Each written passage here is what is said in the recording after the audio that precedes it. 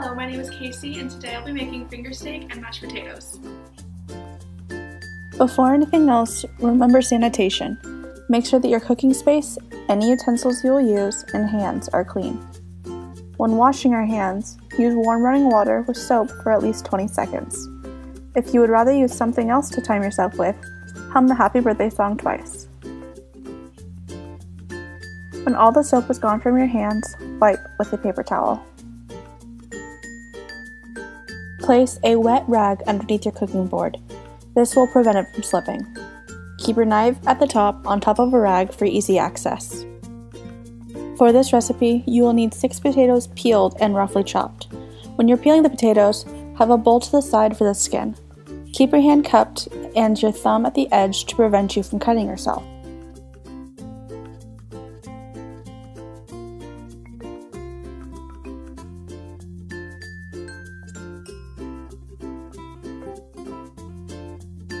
When you are cutting the potatoes, it will be a rough chop.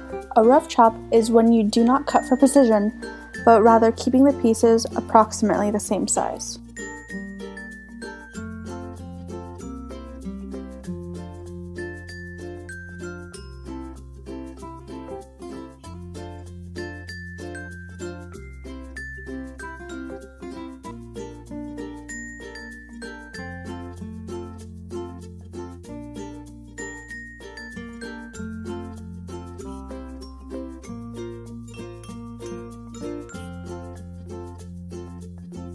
Once you are finished chopping up the potatoes, put them in a bowl and set aside.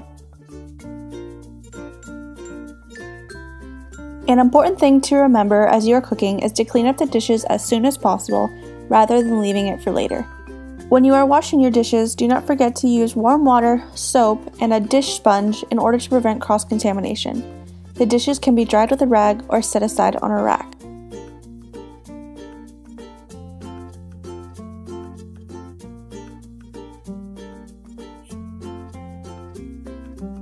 The next step is boiling the water that the potatoes will go into. Fill the pot approximately 3/4 full of water and place on the stove.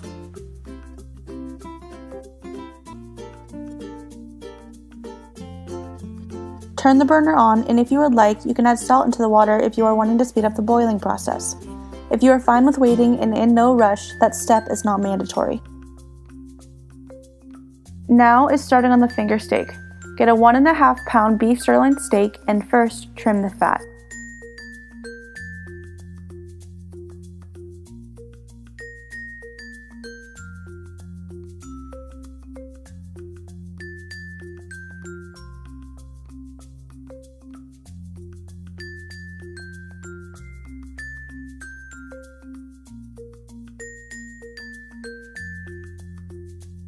Once the fat is trimmed, slice the steak into cubes. Remember when you are slicing to keep your thumb and index finger gripped at the edge of the knife. Do not keep your index finger at the top of the knife because it is more dangerous and you lose a lot of wrist movement that way.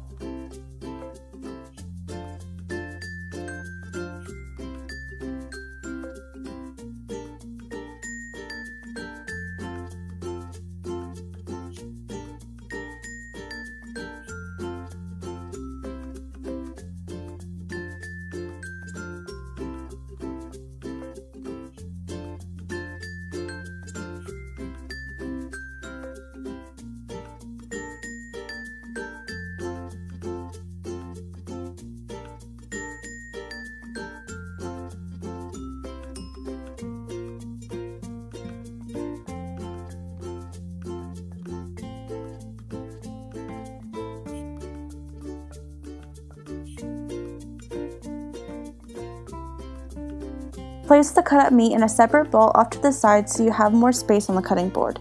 If your cutting board starts to fill up, it becomes more dangerous to slice.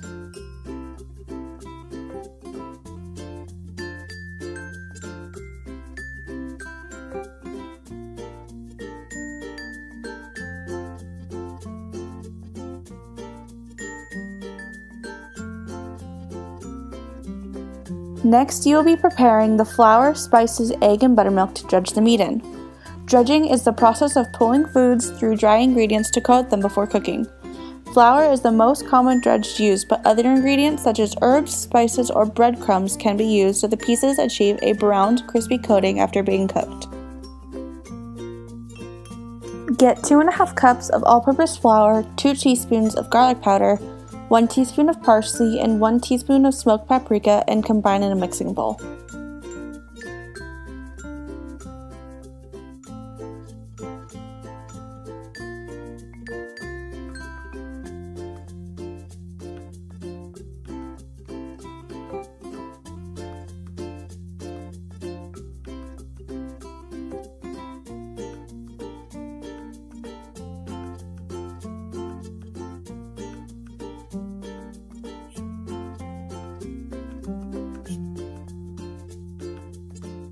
Crack 1 egg on a flat surface and put it into 2 cups of buttermilk.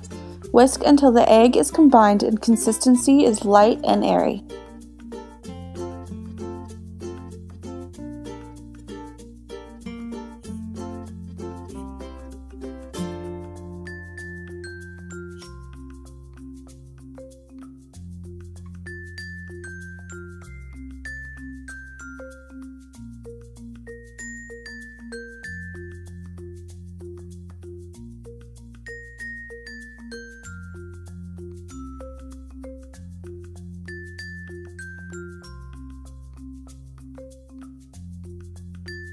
Place the meat little by little into the flour, then egg and buttermilk mixture, then flour again. Once coated, place the meat into a separate bowl.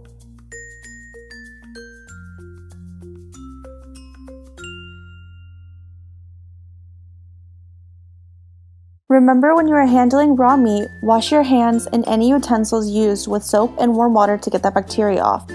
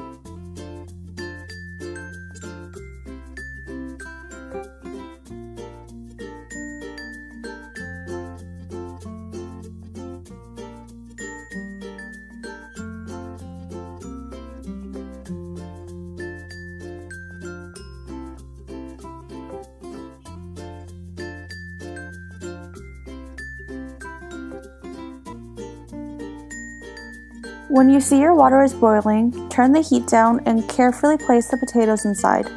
Cover with a lid and set a timer for 20 minutes.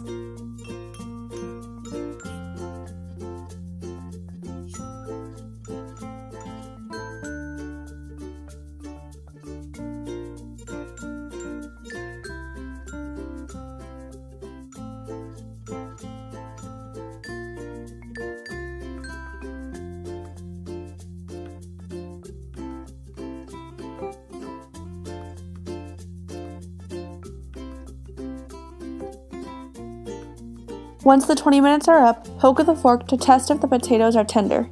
If they are, turn the burner off and drain the pot into a colander in the sink. Pour away from your body to reduce the risk of splashing boiling water.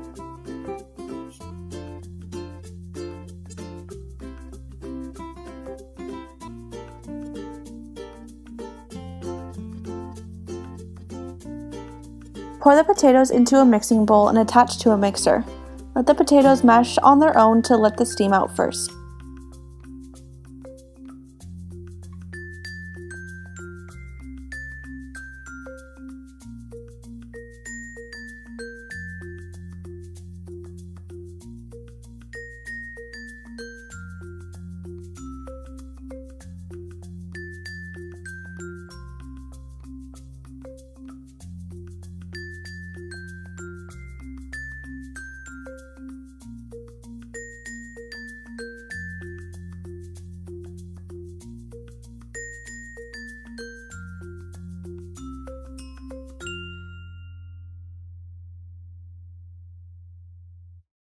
When they are partially mashed, measure out 1/2 cup of heavy cream, 1/4 teaspoon of salt, 1/2 teaspoon of pepper, 4 ounces of cream cheese, 1/2 teaspoon oregano, and 1/2 teaspoon garlic powder.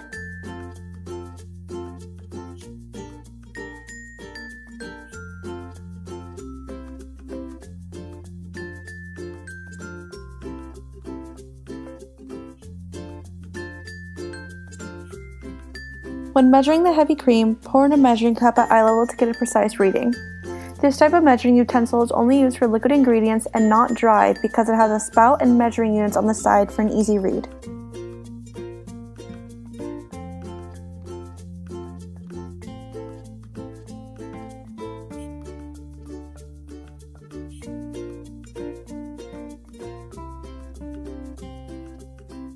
Put all of the ingredients together in a bowl with the potatoes and mix until texture is nice and creamy.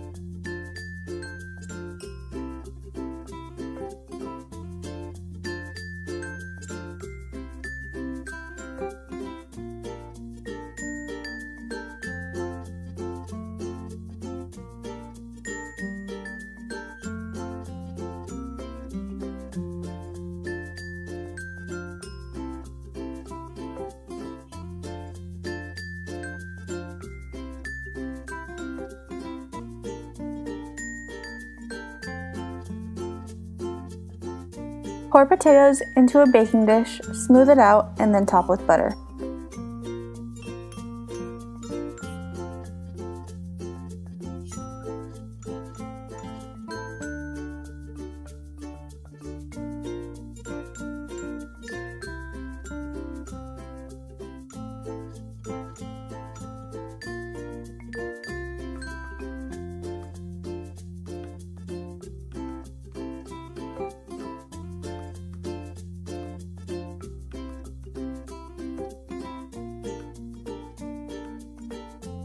Once the butter is placed onto the potatoes, stick into the oven at 350 degrees for 25 minutes.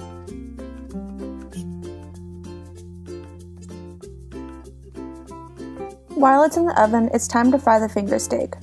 Frying is the cooking of food in oil or other fat, including lard, vegetable oil, rapeseed oil, and olive oil.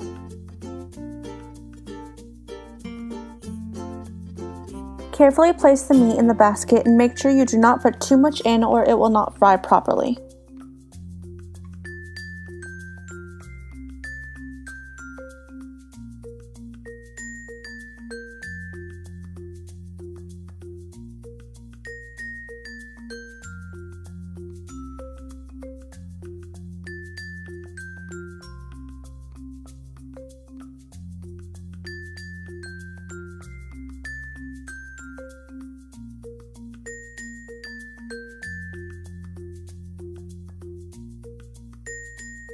Keep the meat in the fryer until golden brown and place it onto a plate with a paper towel on top of it. This will help suck up the excess oils.